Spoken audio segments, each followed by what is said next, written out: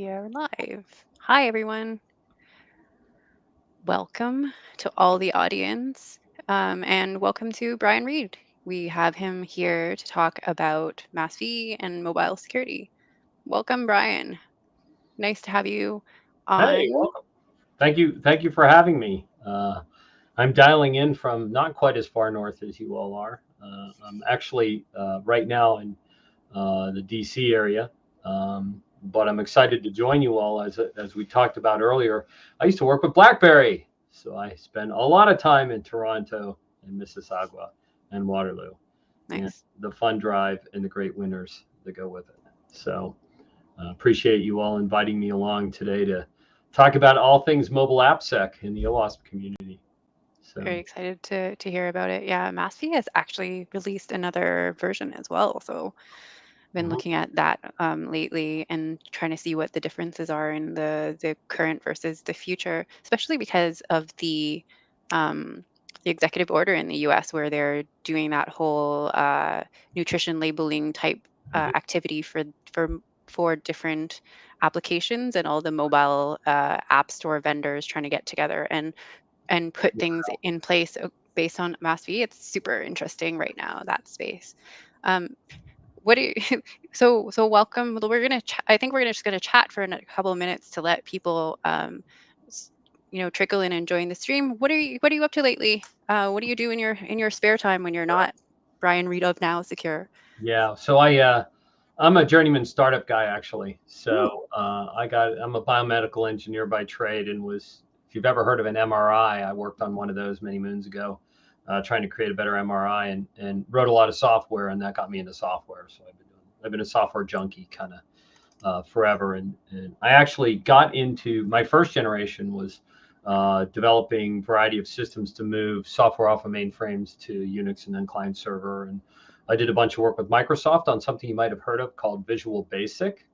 And then I worked with Microsoft on something you might have heard of called SQL Server. nice. And then I got into business intelligence and the internet wave. And there's this thing called Java that was involved with, and I did a lot of database work. So it was sort of the database interface stuff, JDBC and things like that for Java. Nice. And right around the turn of the century, after we all went nuts, with Y2K and all that fun stuff, I got involved in a precursor to mobile, which is the pager world. And then from then, it's been a mobile ride. So I was working with BlackBerry when everyone thought that was the only kind of phone you wanted to have or would ever have, which was some really cool stuff. Doing stuff like you may or may not, depending on how old you are and what you remember of history, you could use a BlackBerry pager to trade stock on your Fidelity account. So there was actually a mini pager app you could use to trade stock, and I worked between BlackBerry and Fidelity on building that sort of first proof of how a pager could do more than like just send text and numbers. And then I remember sitting in a user group meeting in Wall Street, and we're like, what are all the new, what's the cool new features you want from BlackBerry? And a bunch of them said iPad support, and we're like, something's coming. And here we are in a world that's iOS and Android and all the other fun stuff that we have today. So I love mobile and I love startups, and so this is my fourth mobile startup that I'm Nice. with now, and I spend a lot of time figuring out how to create markets and evolve technology and hopefully in a standard way. Like one of BlackBerry's challenges is it didn't use standards. One of the Hmm. great things about like Google and Android is it was full of standards and openness. And so it's been kind of a wild ride, give or take the last 2 years of being locked in. Um, Yeah. More I think. recently, we got fun stuff going on. So if you have a Peloton at home, I can promise you it's safe now. I can also tell you that a responsible disclosure was announced by our research team today that Peloton had an RCE exploit that was zero click in it.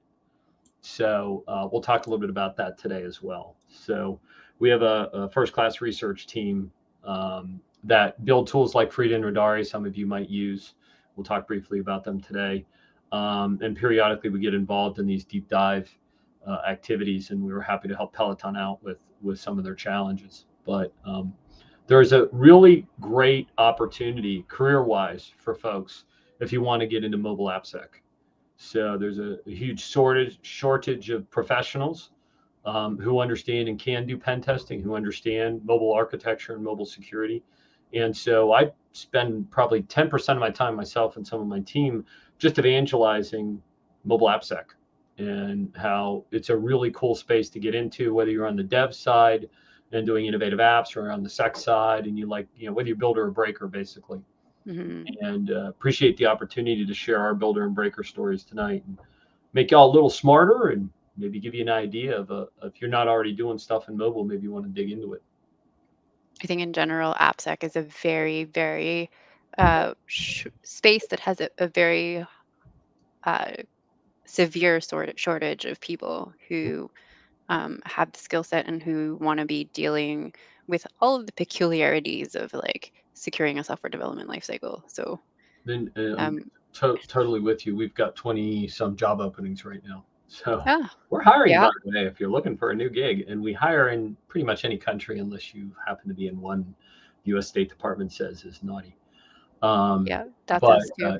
it's very interesting. And we're actually doing more and more outsourcing because organizations can't find the people. So, they hire us to do their pen tests, or they hire us to train their people, or whatever else. So, Yeah. but it's really cool. I mean, for me as an engineer, it's an intellectual curiosity. I was on a long call this morning with Carlos Holguera. He's one of the two spec founders for the OWASP Mobile Project, and working on the evolution of the MASVS. I want to make sure I had my facts straight tonight on some of the recent things. And the journey he's been through, and some of the folks that contribute heavily to the spec. It's all about the cool technology, the complex problems to solve. The attack surface for mobile is a different animal than Mm. web. There's some similarities, but there's a lot of differences. And mobile moves really fast. Like the technology cycles, you get a new mobile OS every year, device innovations, you got sensors, you got all kinds of stuff. So Hmm. it's just a really, really cool place to be. I think we can talk forever about the innovation, the things that change both rapidly and not so rapidly in the mobile space. It's actually a Yeah. really fascinating area. Okay, so we're coming up to 7:30, or sorry, 6:38 now. So I just want to, get started with the actual presentation as well, and then leave people time to ask you questions and things like that. Before we do start, one or two housekeeping notes. If you are on the live stream and you're looking to get CPE credits or something like that, please put your name into the feedback form that is in the comments of the description of the video. Um, if you leave your email address, at least we can attest that you were sort of here at some point, and if you, in case you were audited, and then. Obviously, you can also use the feedback form for the real purpose of the feedback form, which is to give us feedback about these sessions and what you'd like to hear about and what you'd like to know about for future. Okay, so I think Jack and I will pop off backstage, let Brian take the floor, and then talk to us about MASV, talk to us about mobile security more. You got it. Give me one All right. second. So Great, thanks. there we go. All right. So I see in the chat someone commented about hiring. So as I said, NowSecure is hiring, but we will get started. So really quickly, as I blow this out, here is the 0-click for the RCE exploit. And with that, you can learn a lot more of it. We'll share that in the chat. There's also a link in the content I'm about to present as well. And I just realized when I went full screen, I lost you guys. So hold on one second. I'm going to move this so that I can present but still see you. So slideshow, rock and roll. All righty. So thanks for having me. As we said, we're here to talk about the MASVS. I'm Brian Reed. I'm the Chief Mobility Officer at NowSecure. You might wonder, what the hell is that? Well, if you listen to me talking earlier, I've been doing mobile for 20 years. And so I do a lot around mobile strategy, mobile innovation, mobile security, and so on and so forth. And so I've kind of taken that moniker as kind of an expert in mobility. NowSecure was actually born the year Android was born. So if you remember all the way back to 2008 and 2009, when iOS and Android were started, NowSecure was born. And our founder was very interested in mobile forensics. And so he built a mobile forensics business that eventually evolved into a mobile pen testing business and now a full suite solutions business. But what's interesting about this journey is along the journey, we had the founders and creators of Frida and Radari join our mission. Those are top open source tools for reverse engineering and so forth. We got involved with OWASP in putting together the original OWASP Top 10 and now more so the OWASP Mobile Project. If you're involved with the OWASP Mobile Project, great. If you're not, please jump in and participate. We're going to talk a lot about the rapid evolution going on now and some really cool things around mobile today as well. And yes, I am a gadget freak. So we have now been working, Carlos Helguera joined us from the mobile project, but we fund and operate as sort of God mode sponsor for the MASVS project. We also work a lot on Cyclone DX, which is a project that merged with OWASP around software bill of materials. If you're paying any attention to the EU regulations, the EO regulations, executive order regulations in the United States, and some things in the EU, software bill of materials is coming like a freight train. So is software labeling and things like that. Clearly, supply chain is now a really big issue. And so you want to be paying attention to Cyclone DX. I'm going to hit on that a little bit at the end. And Cyclone DX is actually cross-linked with the MASVS. So you can see the mobile flavor of software bill of materials. We'll hit on that a little bit along the way as well. So there's a couple kind of setup things here. Innovation is cool. I've had the opportunity to work on some really cool projects with some really cool folks. And the same thing I get every time when I talk to security and development teams, especially the development teams who are trying to build really cool features, is this notion of unpredictable release blockers. And this really comes from the fact that in many instances, security is an afterthought in the mobile chain. So in the pipeline, they're focused on the cool features. They might do a little security testing at the end. We've been called in to fire drill a lot of those. And so when we think about security, there's an interesting perspective. If you put the developer's hat on, which we spend a lot of time on the development side of the house, they're not as worried about security necessarily as you might be if you're a security professional on this call. But they're worried about security blocking the release. They're worried about security slowing them down. They're worried about damaging their company when they don't do something right. And so when you think about it, if you're a developer, and this slide actually comes from our one of our developer community events, is what's going to slow you down or block you? It could be a lot of different things that aren't about the code that you write.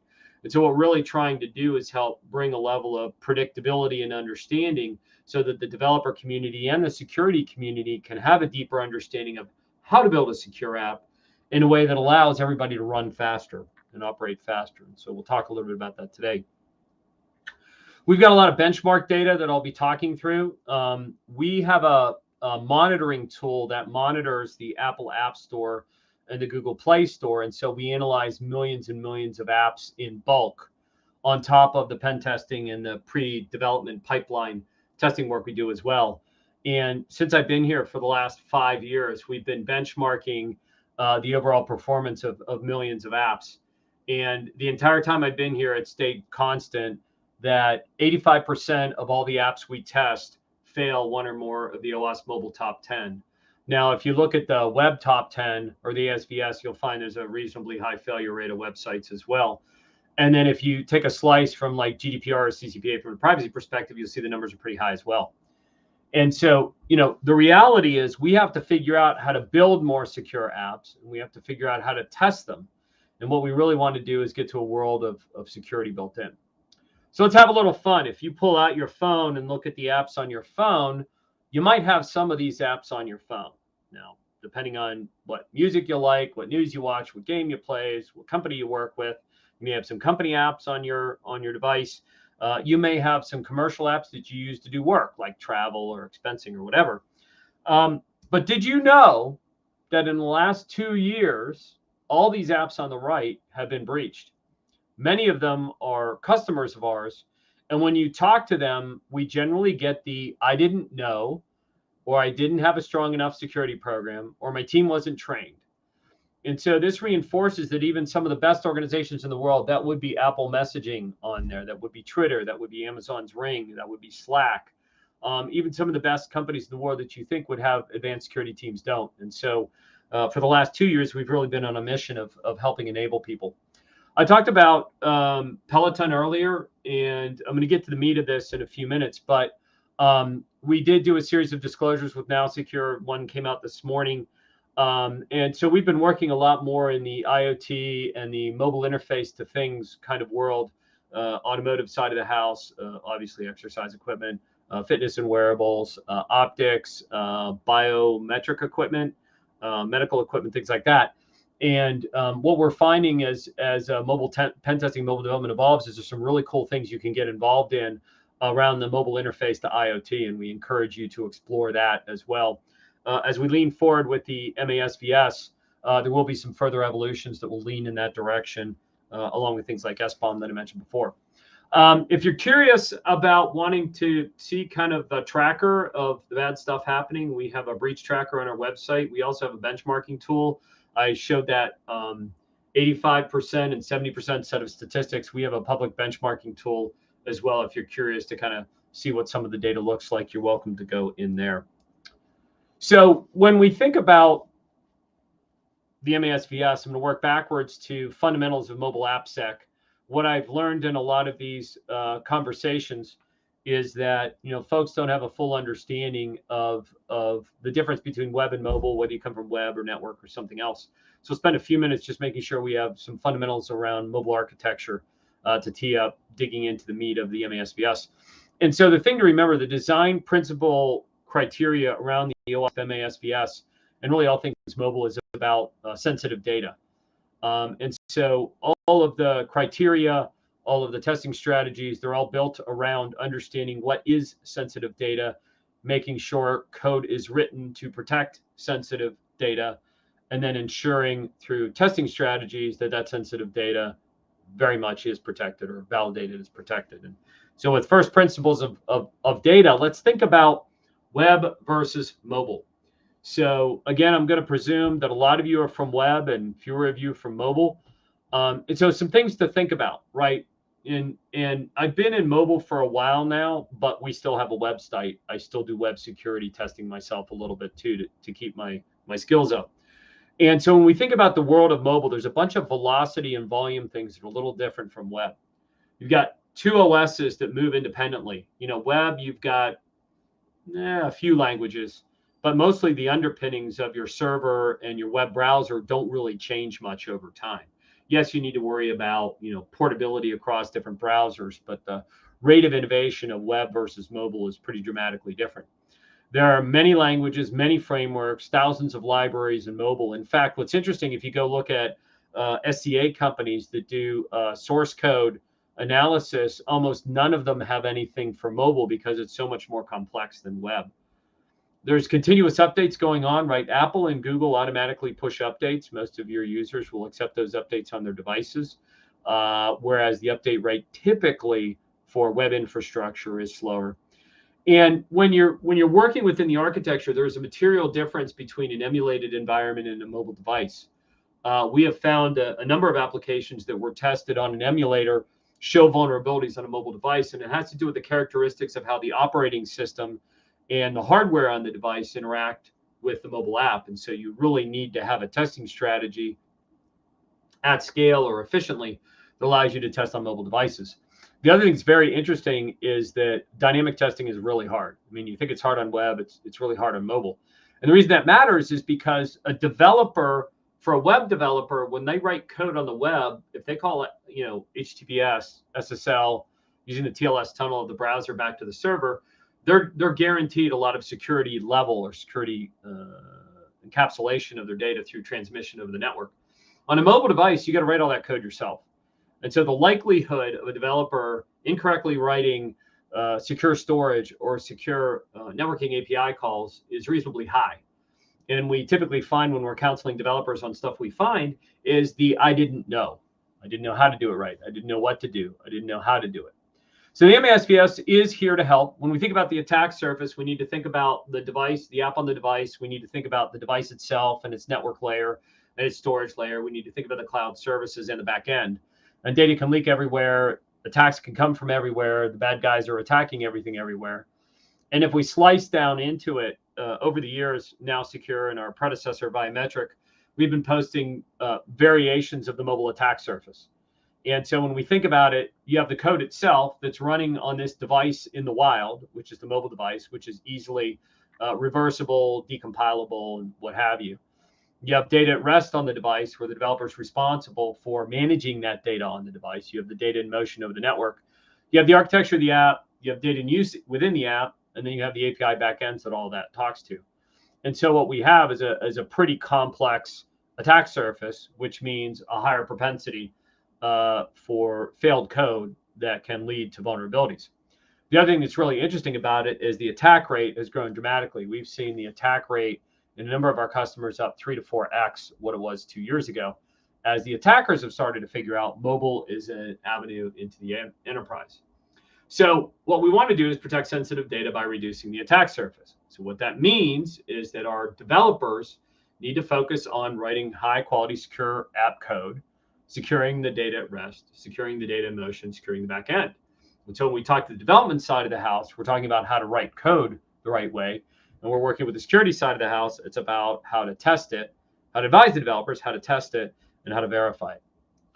So as we work our way down into the MASVS, MSTG, and the rest of it, we want to think about how do we bring together the right combination of mobile, AppSec, and testing into our program, into our skill set as we work our way through it. And I'll go back to that sensitive data comment, right? I love pictures, pretty pictures. And so it's really all about thinking about what sensitive data will be on the device, what sensitive data will be transmitted, what sensitive data will be stored, and how is the app dealing with that, as well as interacting with the operating system on the device and the other system services, resources, cloud, and backend that it's reaching to.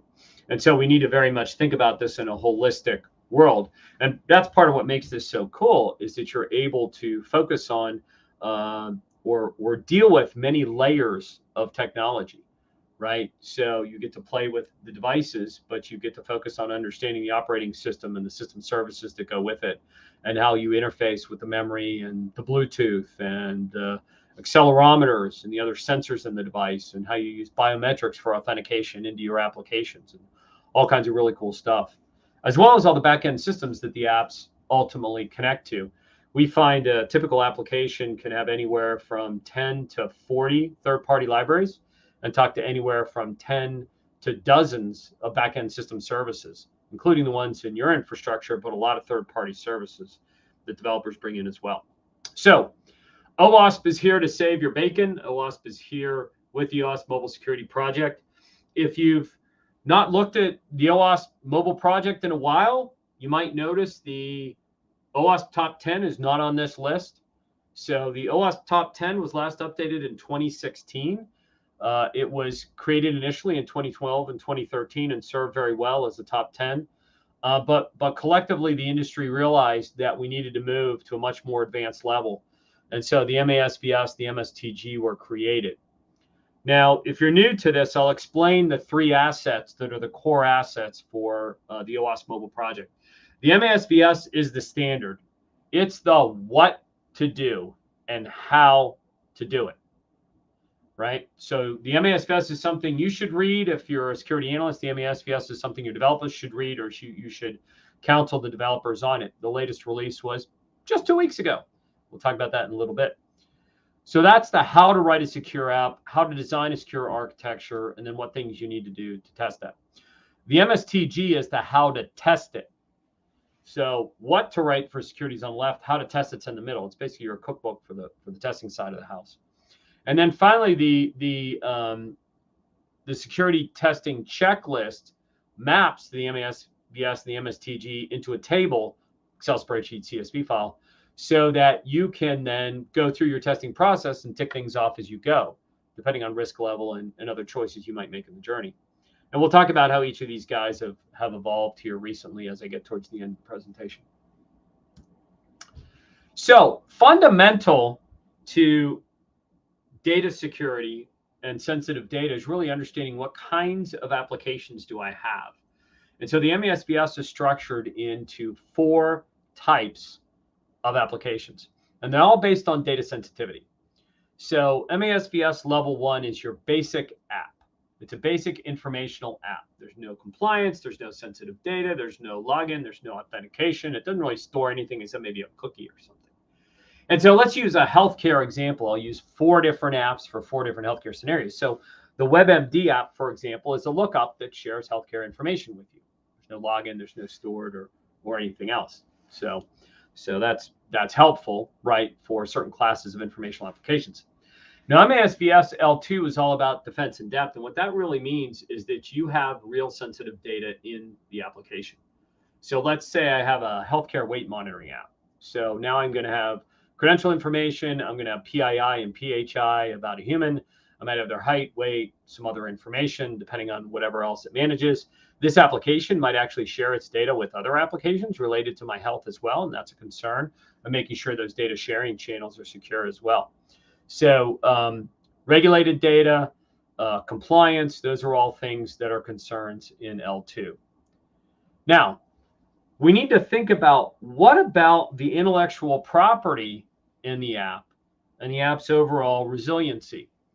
And so there's a second column here that brings in R. And the notion of R is resiliency, which is really tamper-proofing. Because virtually any app can be reverse engineered and or decompiled on iOS and Android with the right tools, you should assume that an attacker can get pretty accurate knowledge about the application. And we've been involved in scenarios or seen scenarios where the attacker's gone in and found a coupon code generator or a key generator inside the mobile app and used that IP for theft or other malicious activities.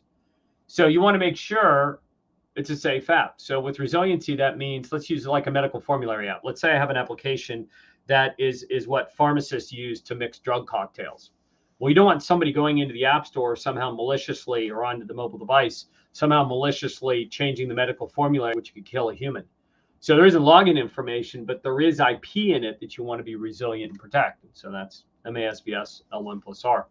And then finally, we get into the hardcore. So this is where your primary apps that have shopping carts, banking apps, travel apps, things like that, they're in the L2 plus R. This is where you have complex activities in the app. You need to protect the IP and you need to protect the user. And this is the ultimate tier of complete security, as it were, or highest resistance to tampering, as well as protection of that sensitive data. And we can think of this like a healthcare drug delivery app. So imagine a medical app like attached to an insulin pump that's not only monitoring your blood sugar, but it's actually determining how much blood sugar to give you. If someone gets into that and manipulates it, they could kill a human, right? The other thing about it is they could steal some pretty sensitive personal information and use that in bad ways. So when we wrap it all up and we kind of think of it all together, L1 sets a standard security bar.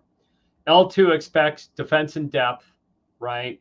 Probably using certificate pinning, multi-factor authentication, things like that. When you get into the R side, now you're in hardening. So device binding, obfuscation, really anti-tampering techniques. And we're going to talk about some of those today as well. And so this can be our guidepost as we work with our development teams, as we work with our business owners, of determining what is my security strategy for a given mobile application. It really goes back to a threat model and sensitive data model, as well as sensitive IP. And then that steers you through the MASVS and the MSTG on where to go. Now, if we go back to that attack surface, there's actually a fundamental organizing structure of 8 areas in the MASVS. And I mapped them out here on the attack surface, and then we'll look at them numerically in a second. So we have code and resiliency to help protect the code. We have crypto and storage for data at rest. We have a whole section on architecture that's very important. We have platform itself, which is the data in use on the device. We have data in motion with Auth and network. And then, oh, by the way, we need to remember that the mobile app is talking to some backends. So you also need to jump over to OWASP for the API top 10 and the ASVS for the other stuff on the back end. And I realize that should be AVS. Sorry for the typo. We're not going to focus on the AVS or the mobile top 10, but we will drill in on the MASVS requirements. So as you crack open the book, you'll find in the MASVS, your first step is architecture, design, and threat modeling. This, interestingly enough, is not testable in the traditional sense of testing data storage and privacy. This is very much one of an architecture, code review, design, and in fact, hopefully you get involved early, the security and development teams, on designing a secure architecture for the mobile application in the first place, which will make everything else work better. Now, within the MASVS project, we are working on more ways to automate more elements of testing to simplify the work. There'll never be a way to automate architecture, so that's going to be human driven. And that's where, as a security analyst, you can provide a huge amount of value to the business in partnering with development and architects on really understanding what a secure architecture means, threat modeling the app to determine which quadrant it's in, and then follow the recipe for designing the application with a secure architecture and a testing strategy to go with it. So we have storage and privacy, we have crypto, we have authentication and session management, we have network communication, environmental interaction, code quality and build setting, resiliency against reverse engineering. Now, we could take 2 hours for me to go through every one of these in fine detail. You could take 2 hours to download and read the spec. What I'm going to do is give you the highlight reel. So an interesting thing happened along the way. Remember, I talked earlier about how we've tested millions and millions of apps. Well, we learned there's a pattern. And so we found a pattern of which areas here have the most common frequency of vulnerabilities and what vulnerability types. So to go with that, we basically built a best practice training that I'm going to roll into next. And so again, analyzing millions of apps, we found 5 areas of most common security failures, the most frequent occurrence of vulnerabilities at various levels of CVS scores or risk levels. And so what I'm going to do is basically go through each of these 5 key areas, teach you a little bit about the MASVS in the area, and then give you some coding and some testing recommendations you can take home to your team. So what we're going to do is we're going to look at this from both the builder and the breaker point of view. Hopefully all of you have a nice smiling relationship between your builders and breakers. They're not always this happy, but hopefully they will be if you use some of the MASVS tools and knowledge that you can bring to your organization. So after that little bit of humor, the #1 worst category with the highest frequency of vulnerabilities is data storage and crypto. They tie, they win. In millions of apps in the app stores, we find half of all applications have insecure storage. A high percentage of them have insecure crypto or weak cryptography to go with it. So it's a very large population. So this is often where we start. Now you might sit there and think, well, how much do I have to be worried about storage? Because that means I have to have hands on the device. Well, attackers can scrape data off the device. You never know what the operating system is going to do. You never know if somebody's going to lose the device, right? And you don't want to be responsible for an executive losing a device and someone stealing the IP or data from the storage that was on the device that could be catastrophic to a person or a business. So each of these sections will follow a recipe. So you'll see me go through this recipe. We'll talk about the MASVS mapping. So there are links to resources all over this deck. We will share the deck with you. The resources will include the link to the MASVS level detail information. So V2 and V3. So there are Git repo pages for each one of those. So you can drill in and learn more at that atomic level. We have also included links to Apple and Google documentation related to this topic as well.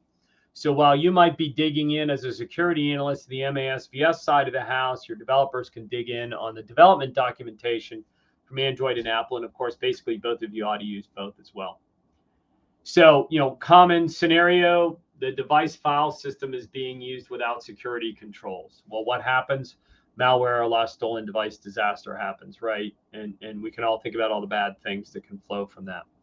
Now, this presentation I often use with developers too, so I realize some of this is motherhood and apple pie for a lot of you. Of course, insecure storage is a weakness in your organization and for your customers. So when we think about the insecure storage, let's take a look at issues here. So avoid writing sensitive data to the device in the first place. A lot of our counsel tends to be developers are lazy, developers want data, so they store a whole lot of stuff locally that they don't even need. And in many instances, we find there's just overly verbose storage of stuff they shouldn't be storing in the first place. So you can counsel them on that. Of course, make sure everything's encrypted and make sure you use the proper level of encryption. And we'll talk a little bit about it in a minute.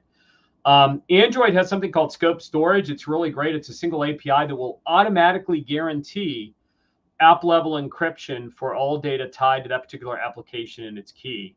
So while Google for a while, didn't have good lockdown, this is a great way to do it.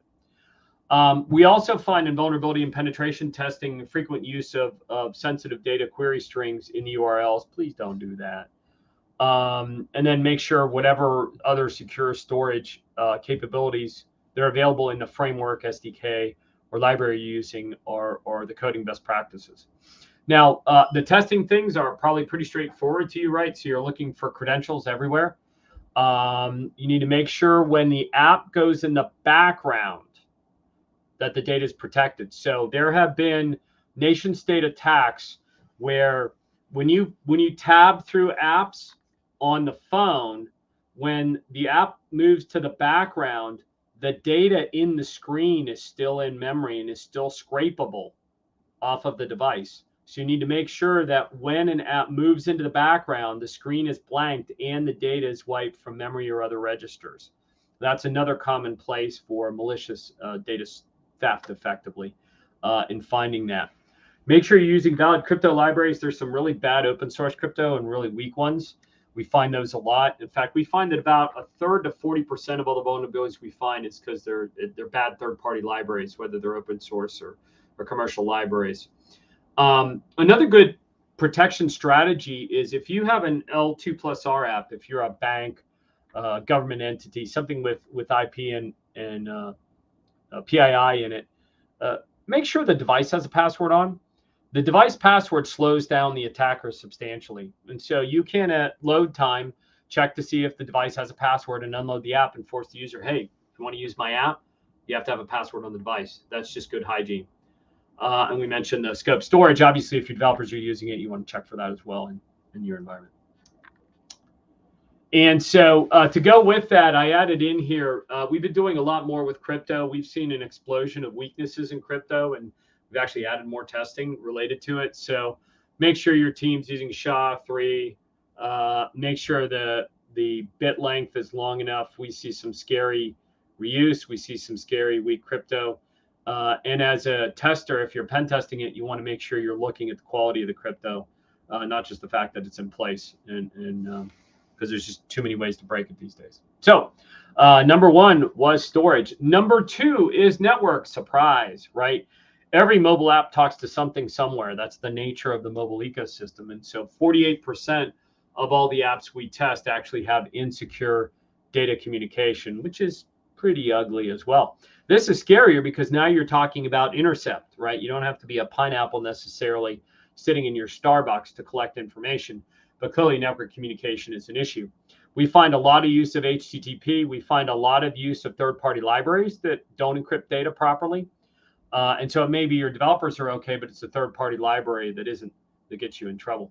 So here we have our link to the MASVS v5, which is your network comms. We also have link to Android and Apple. Android has a good session on network security configuration and some good advanced features there as well. Apple, of course, has something called ATS that's very important as well.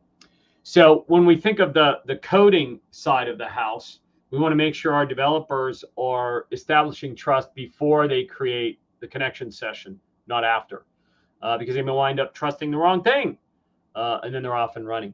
Cert pinning really should be used for regulated data or high-risk data, right? Now, cert pinning is difficult for a developer to properly configure and manage in their application, and so sometimes they'll take shortcuts. There are third-party libraries that can help you with that. Apple and Google are making it easier, but cert pinning really should be a standard for protecting L2+R high-risk application data, especially if it's regulated. Apple, a number of years ago, came out recognizing that coding network calls was a bit of a challenge. Apple developed a set of APIs around ATS, app transport security. By default, your developers should turn it on and use ATS. They should not bypass it with some other libraries, their own handwritten code. ATS gets better and better every couple of years from Apple, and they're working really hard on defending the pipe that it creates. So I suggest you use that. On Android, a couple of years ago, the Network Security Configuration, or NSC, came out on Android as well. Again, by default, if you turn that on, your network communications will be encrypted by default. The developer has to actually do things to communicate outside of that channel for an unencrypted communication. Now, the ATS and the NSC will apply to the application. It may or may not apply to the third-party app, depending on the third-party libraries, depending on the app is coded. So your developer might be using ATS, but a bad library might still have unencrypted text transmitted somewhere. And then another big thing we find that are really good training opportunities for your developers is to do a man-in-the-middle attack and show them how. One of the big things our pen testing team does when they're working with developers and trying to explain how risky a network attack is they just do a live man-in-the-middle attack to show them that. And generally that drives the behavior you want, which is, oh, I had no idea. So yeah, I should go learn how to do cert pinning, or I should go turn on ATS or NSC and learn how to use them, because it really is possible someone could steal really bad stuff. I could get in trouble, the company get in trouble, what have you. Now, from your breaker side of the house for your testing, make sure you're testing the TLS tunnel. Make sure you're looking for proper cert pinning. Are they using certs the right way? We test certs a bunch of different ways, including using fake certs, unsigned certs, expired certs, third-party certs, to make sure the cert pinning was actually done properly. The other thing is to look for payloads, right? So it's not uncommon for a developer as a shortcut or a feature to ship files back and forth as zip files. Well, if it's possible to crack the TLS tunnel and intercept the zip file, they can insert a malicious payload. Now you've got takeover or worse. So zip files in transit are a bad thing to do in general, especially if you have an unencrypted tunnel. At the security architecture and overall architectural design of the application, it really is a strategy that should not be used in building the app. There are other ways to work around data transit or file transit needs that are less risky. You should be looking, and you can actually look dynamically or statically to see if ATS and NSC have been turned on. And as I said before, and I'll say it a lot of times, a lot of the vulnerabilities are in third-party libraries. It could be that libraries are configured, or it's just doing something unencrypted over the network. So we find a lot of those. So number 3, I'm going to give you a little break. After all the gloom and doom of basically half the apps in the world don't know how to encrypt network communications or storage, I thought I'd give you a happy one. So on the happy path, the good news is that only about 14% of apps have issues around authentication or authorization. So we're excited that developers get it, security teams know it, they test it. Now, one of the challenges we're all going to have as the world evolves is that organizations are moving more and more to multi-factor authentication, biometric authentication, and other types of things. So our testing strategies need to continue to evolve on how we're going to test to make sure that in this world of many different kinds of authentication technology, that it's working properly in our applications, especially our mobile applications as well. So that's something to think about as you plan out your strategy. So MASVS v4 is your auth and session management. Android and Apple both have strong documentation around user authentication. And sometimes the authentication issue has to do with flow, right? So are they accepting weak passwords, or are they allowing basically brute force password changes? Things around session management can be issues. Sometimes the issue is not on the client side with the app. It might be the API endpoints in the back end. So and so that's allowing a authentication authorization bypass because the API endpoint. They use the intelligence of profiling the mobile app and reverse edging the mobile app to find the API endpoints. Then they find the weaknesses in the API endpoints and they find their way in. And so you may have a well-hardened front-end application that might even be using multi-factor auth, but they might be able to get around it because the API endpoint is bad. I think that's one of the reasons why so many organizations are focused on building out API security testing strategies as well. Now, what have we found largely for developers? There's a handful of things they should focus on. So make sure you terminate those active sessions. Don't leave them open. Bad guys can find dormant sessions and reuse them. I talked about session background. So when a session is invalidated or moves into the background, make sure the data is gone.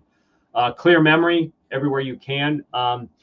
There's been some enterprising 0 days around finding encrypted or encryption, crypto content in memory or forensic data left around that might be used to infer or reverse engineer and decrypt information.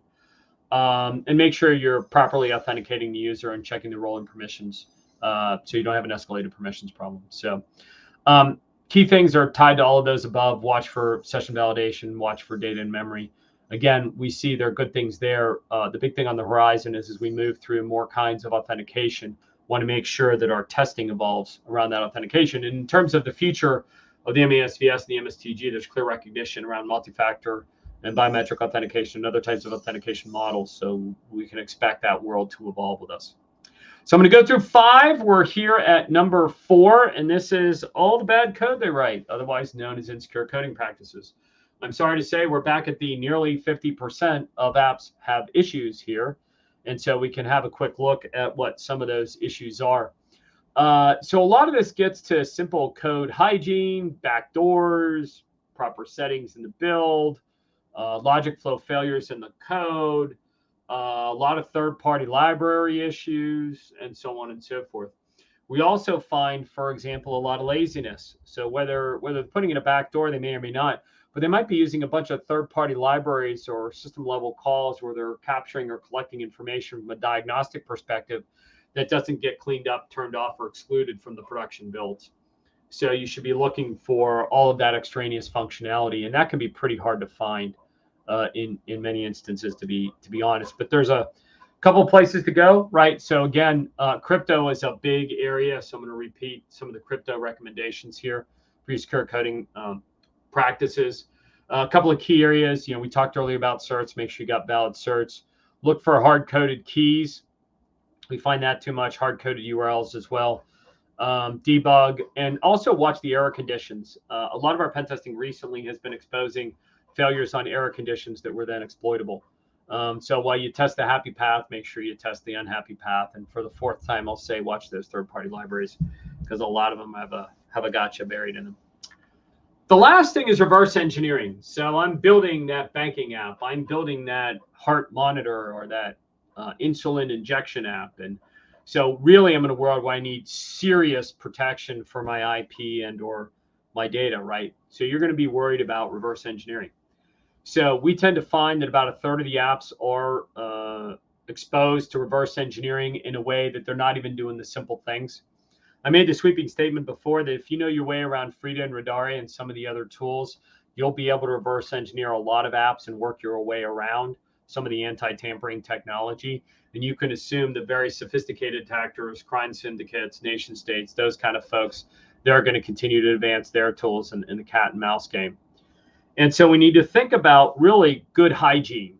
And so a lot of this is about an architectural design strategy that says, I need to build an app that's tamper-proof.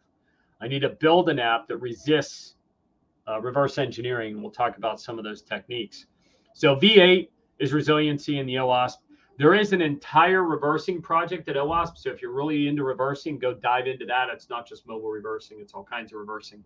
There's some fun stuff going on there. As I mentioned before, Frida Radari and R2 Frida open source projects we created and support a lot are out there as well. And you can leverage those tools if you really want to get into reversing and see what happens. And so I think we all know you reverse something and you get into trouble. I made the comment about coupon code generation. We had key generation. So alphanumeric keys for entry access were being generated in a mobile app and assorted other nightmares you can imagine we have found. So a couple things.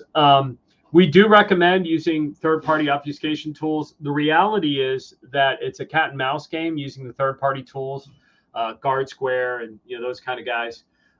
So they definitely provide value, but don't assume they protect you from everything. So you still need a smart architecture. You need to be careful with your key material. You should minimize data storage. You should minimize what data gets transmitted, what data gets collected. Have a smart architecture and a smart data plan. And then the obfuscation will just add layers of strategy. Android Safety Net was added 2 years ago, 2.5 years ago. Checks for Android device tampering. It's a great way to basically figure out, has this device been rooted or other tampering occurred? You can actually have the app unload when that's happened. And there's other anti-tampering techniques. Every Apple and Google both have other anti-tampering techniques. You can check to see if something's jailbroken or rooted. You can check for other behaviors on the device, background running processes, and other things.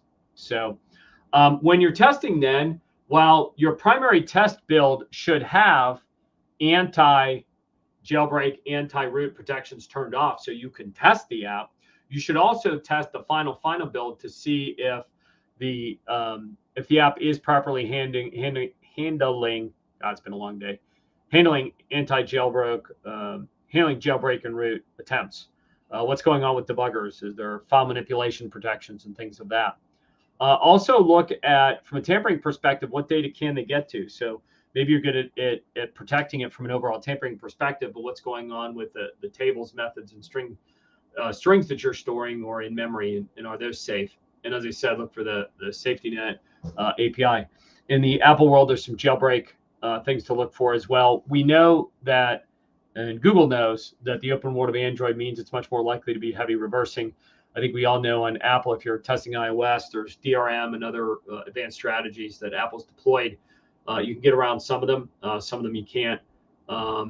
So you'll want to pay attention to what's best for the particular operating system you're working on. Now, I want to get into a testing tip, and then I'm going to be done in about 3 slides. So do not assume that obfuscation or anti-tampering technology you buy and put in like GuardSquare will protect an insecure app. We work with a lot of the anti-tampering companies. We test the apps before and after the anti-tampering is injected. And guess what?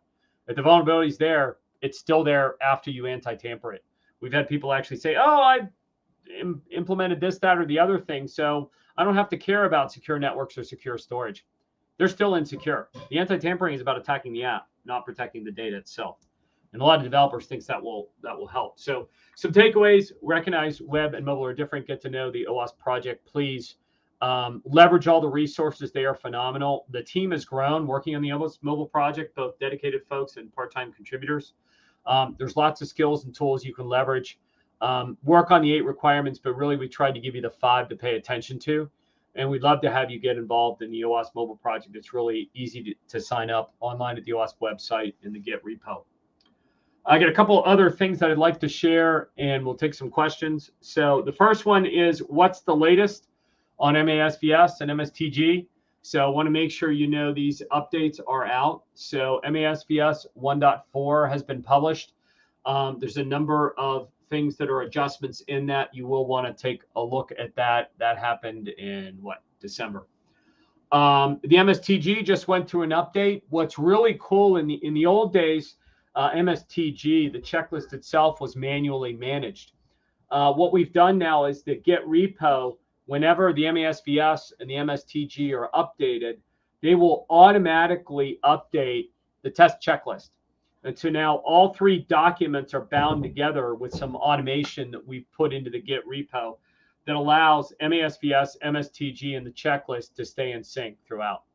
So it's really cool that that happens now, so that any given time, you can pull down the testing checklist and know which version of the testing checklist you're using, or historically when you used it and what was in it.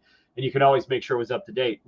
Folks did have some issues with MASVS, MSTG, and the testing checklist being out of sync. So that's out there now. Now, a refactoring is going on. So I just showed you 1.4 MASVS on the left. There has been some really interesting feedback from the growing community of contributors around the MASVS. And so back in Q4, the group decided to dig into a refactoring process where, to a degree, one of the 8 per month is open for feedback. So the core team is proposing some changes. They go out for public comment. Public comment lasts about a month. That public comment is closed. The team comes back, works with them, decides what to do or evolve, and are working their way gradually through the MASVS. So Network and Crypto have completed their first round of feedback with changes. Storage is next. I think storage opens imminently. It may be open now. And then you can see what's coming afterwards. And so we would anticipate late this year, probably, an MASVS 1.5 or 2.0 release. That'll be the next generation. There's a number of really cool things coming in the refactoring. there's an acknowledgement now of a couple of things going on in the industry. The first one is the notion of testability and automation. And so the MASVS and Mobile Top 10, in fact, were originally designed assuming a human pen tester. Well, I think with the velocity that we all need and the shift left strategies in the world, there's a lot of interest in automation. And so part of the refactoring is looking at what parts of the MASVS could be automated and what parts would not be and require manual. So there's some things with that coming along. Google and Apple both have major advancements going on. You need to be paying attention to privacy. We're now seeing apps being blocked from App Store submission, not because of security issues, but because they failed to do the appropriate things with privacy. So whether you or someone in your team is responsible, you want to be looking at privacy from Apple. On Android, there's some really cool stuff coming. So last summer, they talked about Google Play's new safety section. So safety play and some things around labeling are coming. Stay tuned. You're going to hear more from Google and the community here over the next couple of months. You want to keep an eye on that as well. So those are two developments to watch. Next thing is SBOM. So software bill of materials is a big deal. We're excited that last fall, Cyclone DX, which was an independent standards body working on interoperable SBOMs, merged with OWASP. And so there's now a flagship project with OWASP Cyclone DX for software bill of materials. If you do not understand software bill of materials or been exposed, please go dig into it. It is coming like a freight train for everyone. The cool thing about it is Cyclone DX is cross-linked into the MASVS, so you can be dealing with SBOMs and SBOM interoperability related to your mobile projects, along with a bunch of other things. If you're curious what an SBOM looks like for mobile and you have a mobile app, you can submit it here and we'll generate an SBOM for you so you can see what one looks like. So we're giving away free SBOMs to help socialize the notion of what is an SBOM and what should be in a software bill of materials and what should I care about. If you want to become a pen tester, you can build your own kit. You'll have this afterwards. This is a punch list of what most pen testers have at a minimum within their kit, along with lots of scripts and some other tools they prefer. If you want to get into automation and buying and using commercial tools built by commercial vendors, some are free, some are paid. There's a bunch of them here on the right-hand side for a list as well. So we'll share these lists with you if you want to go take advantage of the resources. If you want to learn more, last fall, NowSecure launched NowSecure Academy. It is a mobile security training online environment that is free. So all of you after this can go to academy.nowsecure.com and sign up.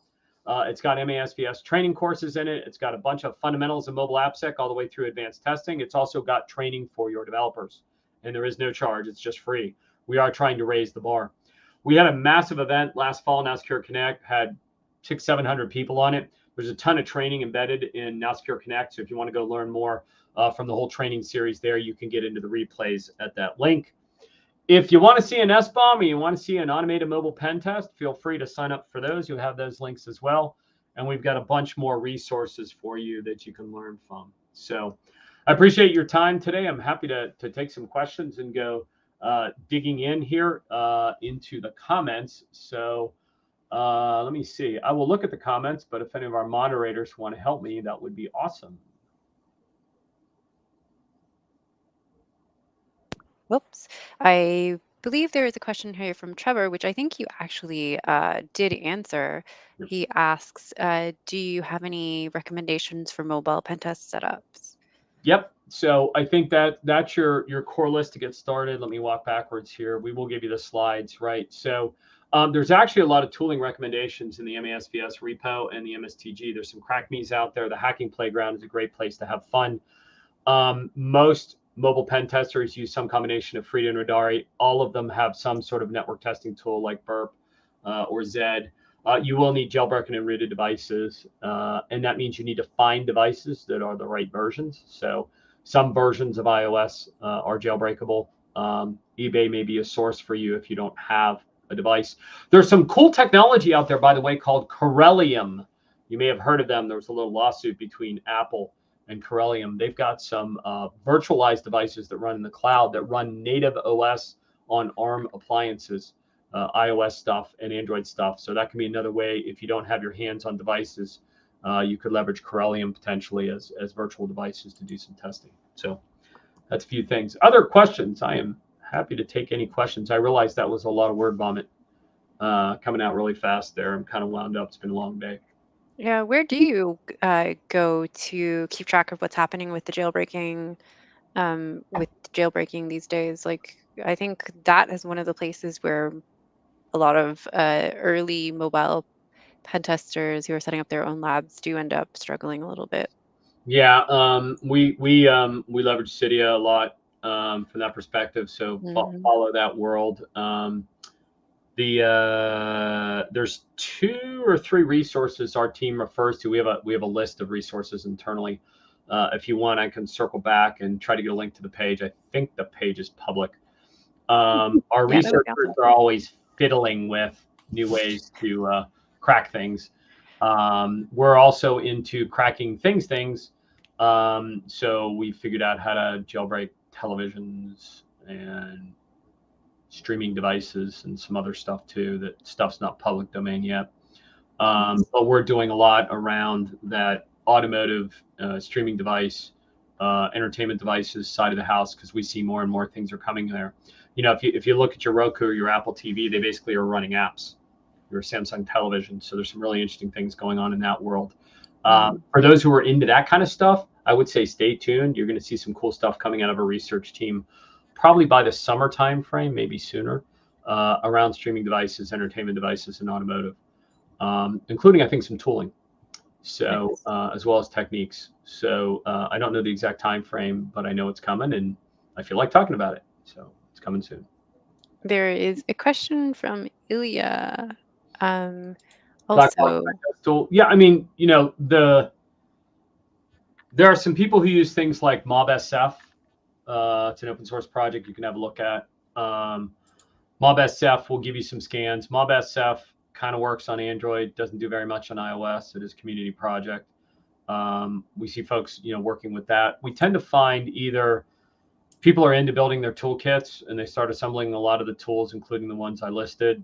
There are some great people you can follow too who share their kits.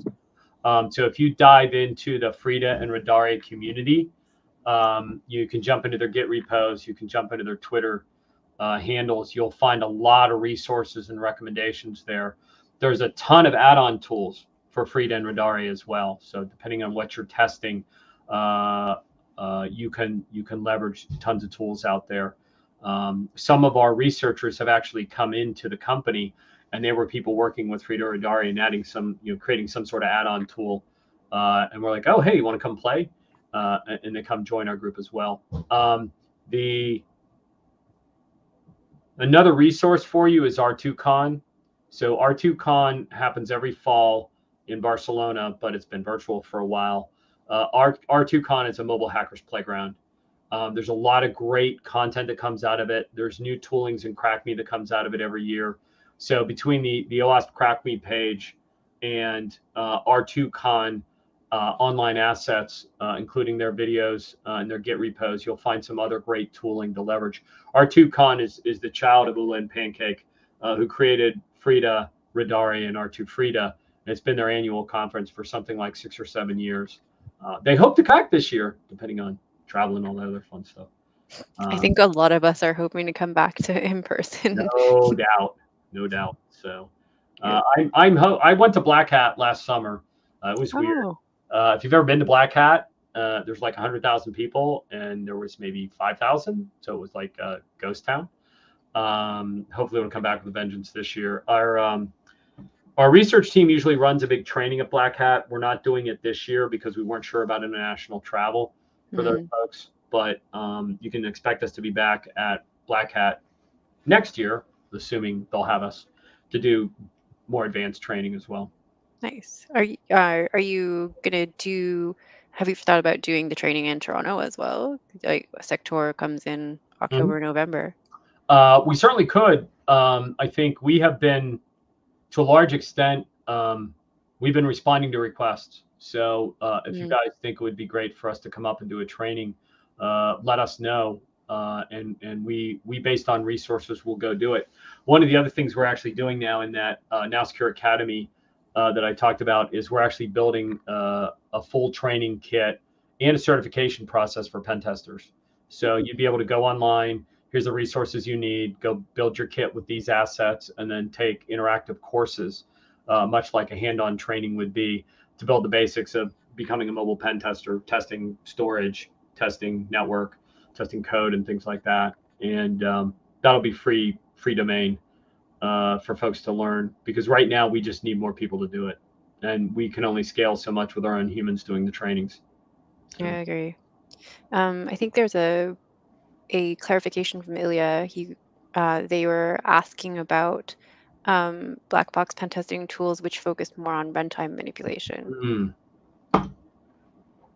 Got it. I think runtime, I know our pen testing team is really manipulating with Frida in building out their skill set there.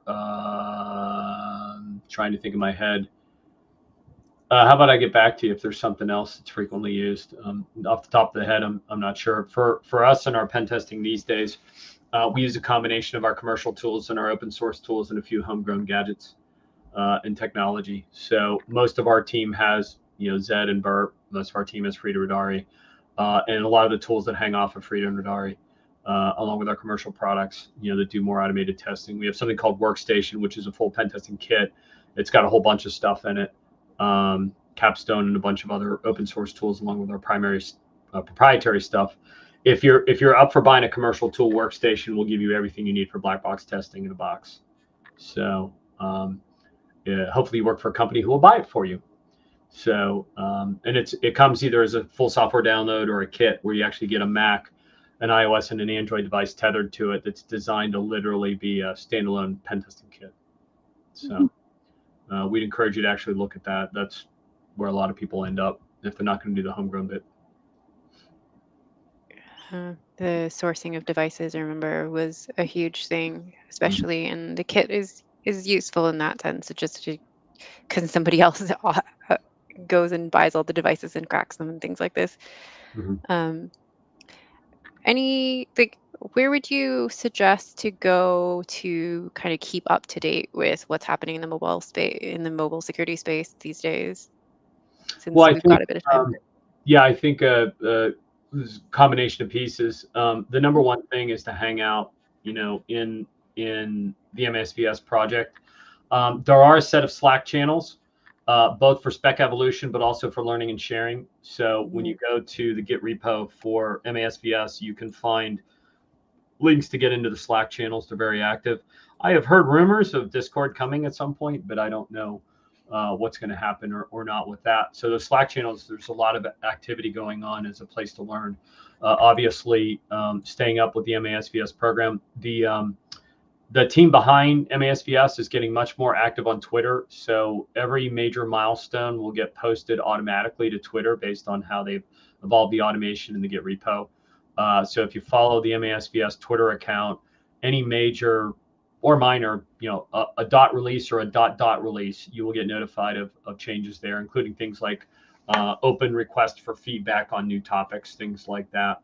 The Hacker Playground is a great place to go. I think there were 2 new crack me's published last year as well. I think our security analysts and our researchers, harvest data from lots of different sources. If you want to keep up with Frida and Radari, you should follow Frida and Radari. They have their own Twitter handles. You can also follow Ula and Pancake, who are the leaders of Frida and Radari.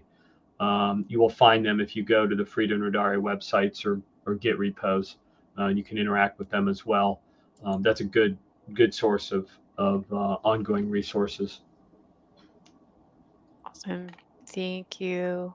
Somebody just asked for a repeat. On the Slack channel? Yeah. What I would say is I'm in it and I don't remember how to get to it. I would say go to the MASVS project page, into the Git repo. Somewhere in there, you'll find the link to the Slack channels. Is it the global OWASP Slack, or do you guys have a separate Slack? Yeah, it's a sub-channels inside of the global OWASP Slack. So yeah, if you go to the global OWASP, I just don't remember the channel names inside. Yeah, that's okay. I can find you the Heroku self-invite. Yeah. My shortcut, it's always just because most people aren't in OWASP when I'm talking to them the first time. It's like, just go to the OWASP webpage and find your way in. But yes, it's in the global set of channels.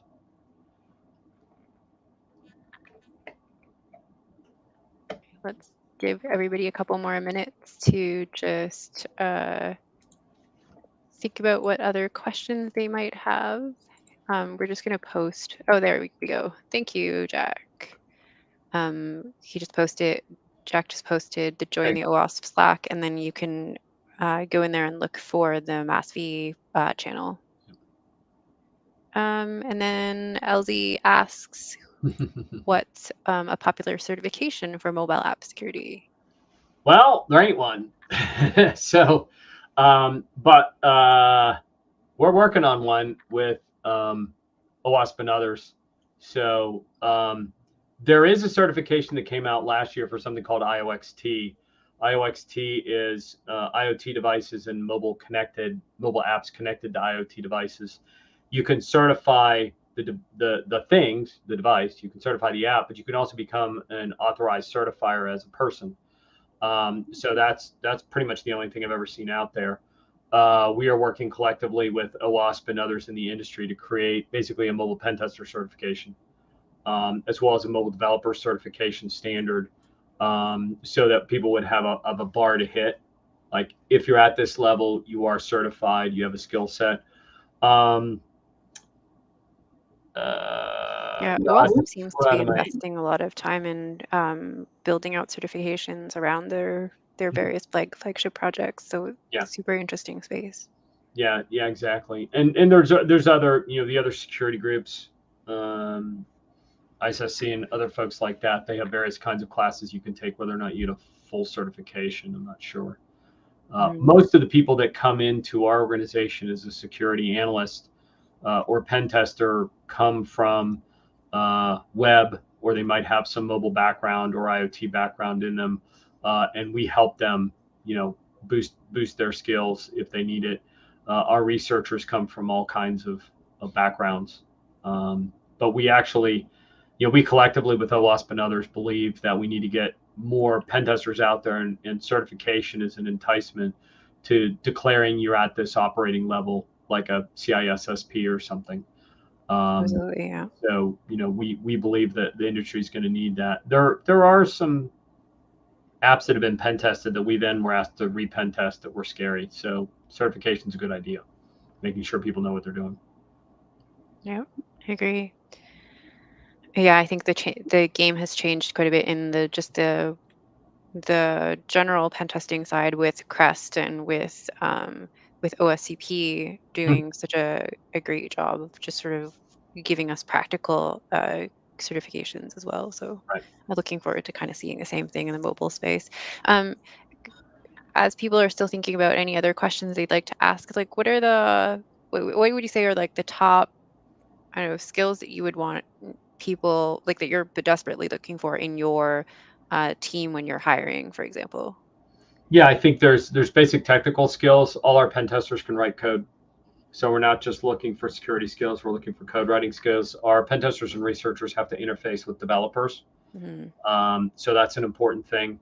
That may or may not, so that basically means then, are you going to get into understanding a variety of different mobile development environments and languages? Do you want to specialize in iOS or Android, or do you want to be a generalist across both? Do you want to get, deeper dive into some of the frameworks and things like that, right? And depending on your background and where you've been, there may be areas you've drilled down. Maybe you're an expert in Node.js or something. So there's that part. The second thing we actually look for is ingenuity and curiosity. And so we'll be asking questions and showing you things for reaction, because we find that mobile pen testing is really about chasing stuff down the rabbit hole, a couple of layers sometimes. And so understanding how you work, how you think about the problem, what indicators you look for and where they take you next. That combination of intuition and skill of having seen a variety of things we're looking for. And then, frankly, stubborn determination, which is, you got to stick with it. You've got to be committed that it is your job to show whether this thing is safe or not. And so you kind of find this majority of people on our pen testing team, every one of them that I've ever met has this sort of committed stubbornness of, I'm going to do this until I find something, or I'm going to do this until I'm sure it's right. in their way of operations, as opposed to like, hey, I've got a job, I'm going to do this for 8 hours, and I'm going to go home at night. And that doesn't mean you have to work 24 hours a day. It's more like the commitment to doing things right. If you have that recipe, we'll figure it out. If you don't have mobile background, but you did it for web or networks or things or cars or something else, we can work with you on it to teach you the bits, that you don't know. But people either have that determination or they don't. They have the intellectual curiosity or they don't. And also for us, the last thing is, because we're working with clients, you gotta be a good communicator. So all of our analysts and researchers can interface with our customers. So at least in our world, it's not sort of hiding in a room as our model. And there's some really, really great people I've worked with that do prefer to kind of be on their own, and they might work with someone else who interfaces with the client. But we have a heavy engagement with the customers or with standards groups like OWASP. Or the Cyclone DX project. We want to have people involved in that and be able to contribute to that, which means you need to be a communicator in a club. I think in general that is a highly underestimated but absolutely necessary skill in AppSec in general. Yeah. Like, your audience is a development team by definition. You have to be a good communicator. Your audience is not a network equipment or something else where you can sit in front of a keyboard and type things. You'll laugh. Katie Bochnowski, who is our head of services, she wrote the first book ever on mobile forensics. Nice. Katie Bochnowski talks about it as our security analysts have to do marriage counseling between development and security. That is the frequent term that comes up at my job too. It's like deja vu all the time when we're talking to Deja people. vu all over again. Yeah. Yeah. Um, Ite asks, is there a major benefit to practicing mobile AppSec on physical smartphones in comparison to only So doing it on emulators? yeah, that's a good question. In fact, we got a blog post coming on that in a few weeks, I think. So it's a good question, right? So if you do web testing, you might have discovered that you can use a browser emulator tool, and there's a lot of stuff you can find, and there's very few things you're going to miss. You can't replicate physical on an emulator. So, a handful of things you can't do. So on an emulator, you can't do reliable BLE, USB, Bluetooth, or any other connected type of thing, because you're not going through the semiconductor, the chip, and the infrastructure that's on the phone. Emulators can't emulate that stuff. If you look at Corellium, for example, they'll show you the same thing. Emulating biometric doesn't work. So if you need to test biometrics, that's relying on the sensors in the device. There are some more advanced identity tools out there that use, like BehavioSec, that use behavioral analysis and things like that. They're looking at the velocity of the keystrokes, the accelerometer, and things like that, and you just can't emulate those things. You can't emulate a SIM card. So if your app has dependency on the SIM card or anything related to the SIM card or sensors or tethered things, you can't do that on an emulator. There's also some interesting things that we have found over the years. And when you're on an emulator, it's not running the real iOS. And so no one's created an emulation of iOS. Corellium tried and got sued by Apple. And so the reality is that your iOS emulation is going to be best effort. And when you get on a real device, we find interesting things. So on a real device, Apple DRMs the app, puts it on your device. And so there are things related to that that are changes in the behavior of the app that are relevant to know and understand when you're testing on the device. The operating system interactivity with storage, sensors, and networking, no one's figured out how to emulate all that. And so what that basically means is we almost always find things that, if someone says we've tested this with an emulator, will you do a real test? I would probably guess 98% of the times we find stuff that was missed. Or we test things that weren't testable in the emulator environment. So, emulating Java and running in Android in a virtual machine is one thing, but it's really the iOS area where it's more complicated when you just look at the pure application itself. It's a great question. It doesn't mean don't use emulators. Just don't assume you're complete. Don't assume that you're safe. I would not, none of our people would attest in a pen test would attest to the level of testing if only an emulator was used, because we found stuff like that. And I'd say that, and the ultimate thing is also like emulators are themselves pieces of software, and so they're buggy, and they also Oh are yeah, imperfect, right? yeah. And so when I wasn't you going to get into the reliability and predictability of your, yeah, yeah. right, Well, but I will say we're super excited about Corellium, right? So Corellium and Apple have settled their lawsuit. Corellium can operate. They've got iOS and Android that run on ARM chips in an appliance in the cloud. mm, We are working with them in a partnering model to explore using that as a higher scale testing environment for us. mm, And they're actually using us as QA to diff the behaviors of real devices versus theirs to make sure that things aren't missed. yeah, So there's some really interesting things going on there. If you're really into mobile and you haven't heard of Corellium, go fishing on Corellium. You'll find it's an interesting story. It's not an emulator. It's real iOS running on an iOS style ARM chip in an appliance, running in the cloud. Yeah, it's very pretty cool stuff. not as myself. For all the behavioral analytics and some of the automated testing that they're trying out for things like app stores and things like this, has been a scaling problem for a very long time. So Yeah. super excited also about the Corellium, Yeah. Spin up the OS and the App Store version of your choice in 2 minutes, and you're off and running. So right? now that It's a, allows you to test, and they're basically day one capability. So as soon as Apple pushes a new iOS version, within 24 hours, they've got it running on their appliance. So you don't have to worry about waiting for a jailbreak or something else. You can do pretty rapid testing, and they can go all the way back to I think iOS 7. nice. So if you need to go reverse engineer or review something from an historical perspective, we had a scenario or two where someone had built old systems still running on old devices, right? And figuring out how to test that has its own complexities to it. Absolutely. Yeah. There's another question from LZ. LZ, they ask any tool to check whether the physical mobile device is properly hardened. That's a good question. There are some command calls you can use. You mean, well, let me phrase that. As a tester to see if the device has its own hardening in place, or is the app using them? I guess I'm trying to. It's probably hard. Um, that's a good question. I think we just use a script when we pen test that says check this, check this, check this. I don't know. You clearly have some mobile background failure as well. I don't know if you experienced any tools there. I could ask around. No, I've been out of the mobile space for Okay. actual work. Like I now have, I joke that I graduated with two, was it managerial arts and crafts, so I don't like touch the mobiles, like actual mobile testing anymore, but Yeah. yeah. Yeah. I think there have been assorted tools out there that will look at the state of the devices. I'm not sure if there's one that will actually do that.